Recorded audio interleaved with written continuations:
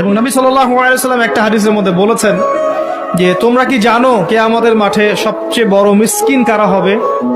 সাহাবায়ে কেরাম বলছেন, আমরা তো মনে করি যার সম্পদ কম, অর্থবিত্ত কম, সেই সবচেয়ে বেশি মিসকিন, সবচেয়ে বড় মিসকিন।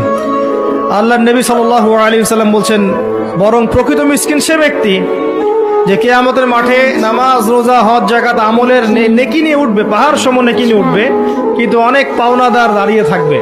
কারো হক নষ্ট করেছে, কারো গীবত করেছে, কারো অপবাদ, কাউকে অপবাদ দিয়েছে, কাউকে অত্যাচার করেছে, সবাই দাঁড়িয়ে থাকবে। এদের হক আদায় না করা পর্যন্ত সে পুলসিরাত পার হতে পারবে না। এবং নবী সাল্লাল্লাহু আলাইহি ওয়াসাল্লাম একটা হাদিসের মধ্যে বলেছেন যে তোমরা কি জানো কিয়ামতের মাঠে সবচেয়ে বড় মিসকিন কারা হবে? সাহাবায়ে কেরাম বলছেন, আমরা তো মনে করি যার সম্পদ কম, অর্থবিত্ত কম, সেই সবচেয়ে বেশি মিসকিন, সবচেয়ে বড় মিসকিন।